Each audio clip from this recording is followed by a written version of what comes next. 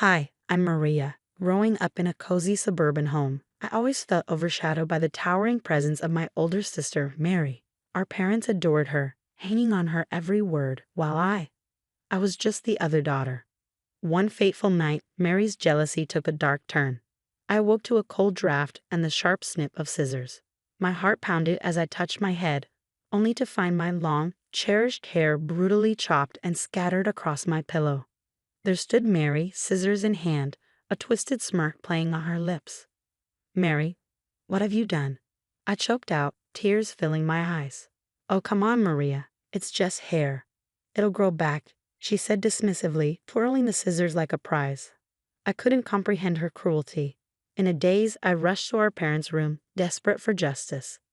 "Mom, Dad, look what Mary did," I cried, holding up the severed locks, my voice trembling. But they were groggy and irritated, hardly sympathetic. "Maria, it's the middle of the night," Dad grumbled. "This is ridiculous." "Please, Mom, you have to see what she's done to me," I begged. Mom sighed, rubbing her temples. "Can't this wait till morning?" "No, it can't," I protested, the weight of betrayal crashing over me. As the argument escalated, Mary waltzed in, playing innocent. "I was just trying to help her," she said sweetly. She always complained about how long her hair was. "Help? You call this help?" I was incredulous. Our parents exchanged weary glances. Maria, maybe she was just trying to. "To what, Mom? Ruin me?" I cut her off, feeling the sting of injustice. The room's tension thickened as I pleaded for understanding, but Dad's voice boomed with finality. "Maria, that's enough. We won't tolerate this ingratitude and disrespect." "Disrespect?" I echoed, my voice breaking. "I'm the victim here." Mom's ultimatum was ice cold. Either apologize to Mary or leave. Apologize? For being attacked in my sleep? The unfairness was suffocating. My heart shattered as I realized I was alone, even among my own family. With tears streaming down my face, I grabbed a few belongings and stepped out into the night. The door slammed behind me, echoing my devastation. Alone and betrayed, I wandered through the silent streets, my suitcase my only companion. When I reached Lena's apartment, it felt like a beacon in a storm. She opened the door, her eyes widening in disbelief. "Maria, what on earth happened?" "They kicked me out," I said, the tears spilling over. Lena ushered me inside, offering a safe harbor as I recounted the night's events. Her shock turned to outrage. "Stay here as long as you need," she said firmly, but staying wasn't enough. I needed to find my footing, so I threw myself into work, waitressing by day, cashiering in the evenings, and dog walking on weekends. The grueling hours slowly nurtured a sense of independence. Then one day, Mr. Jacobs walked into the diner. An elderly man with kind eyes, he always left generous tips. "You're such a hard worker, Maria. Ever thought of a quieter job?" he asked. "A quieter job?" I echoed. "My bookstore," he replied. "I could use someone trustworthy to help run it."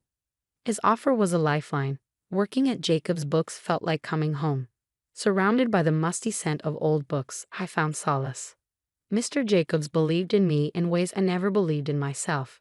"You're meant for bigger things, Maria. Don't let this define you," he'd say. His words echoed as I sat across from Miss Turner, a sharp-minded legal advisor recommended by a bookstore regular. Her office was cluttered with books and legal files, a testament to her busy career. "Your parents kicking you out like that? It's not just morally wrong, it's legally questionable," Miss Turner said, poring over the notes I'd made. "So there's something I can do?" I asked, hope mixed with uncertainty. "Yes," she said, "but it'll require work, evidence, documentation, anything to support your story. It's your word against theirs. But if we can prove a pattern of behavior, we might have a case." I left her office not just with advice, but with a mission. In my small rented apartment, I began meticulously documenting everything: text messages, emails, any scrap of evidence that could illuminate the mistreatment I had endured from my family. But gathering evidence was just the beginning. I needed a plan that would bring everything into the open and force my family to confront the consequences of their actions. My nights were spent researching, my days focused on assembling information. I reached out to old friends and neighbors, carefully building my case. Each piece of evidence was like a brick in the fortress I was constructing.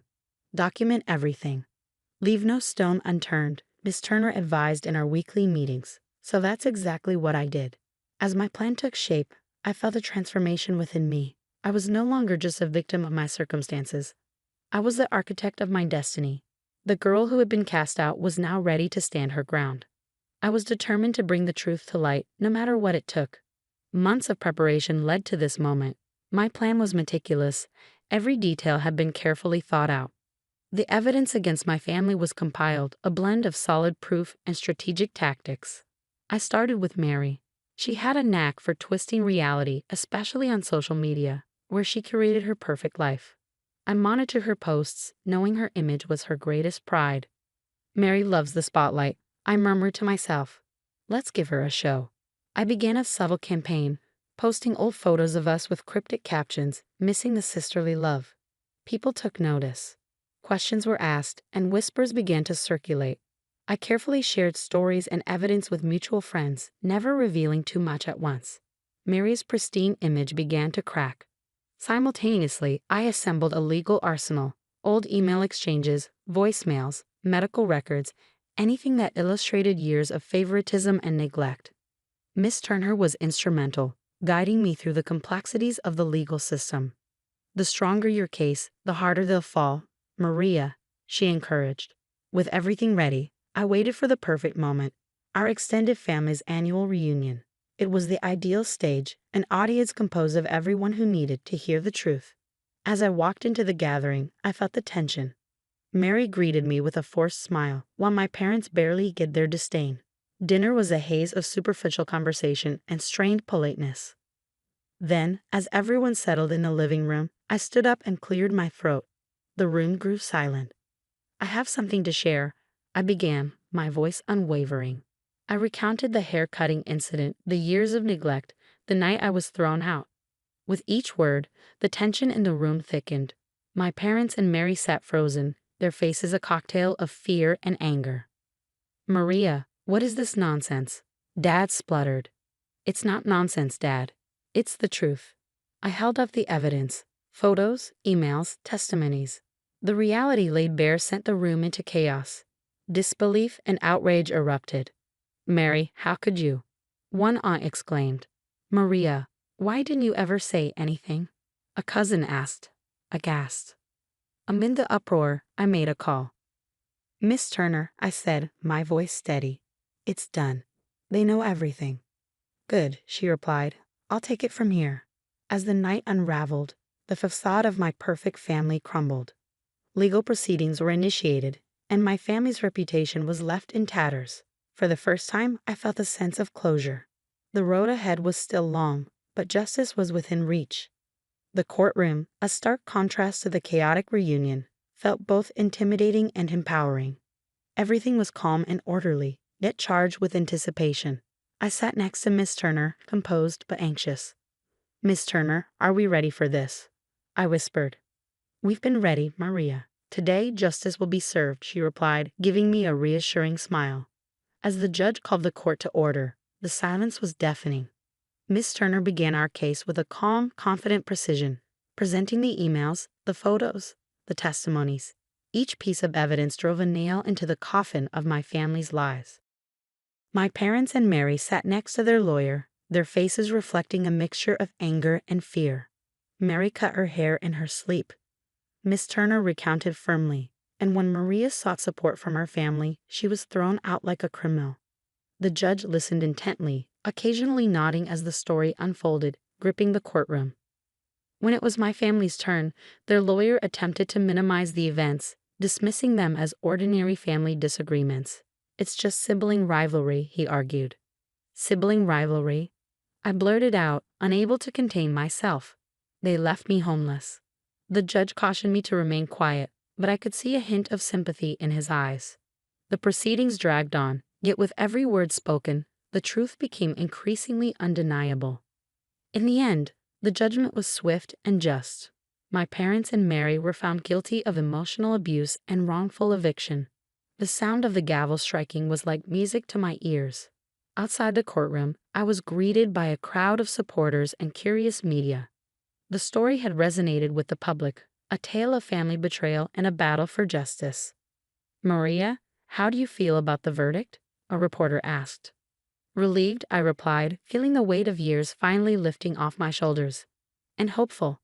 This isn't just my victory. It's for anyone who has ever faced family injustice. In the weeks that followed, I turned my story into a force for change. I spoke at events, joined support groups, and worked alongside Miss Turner to assist others who were grappling with similar family legal issues.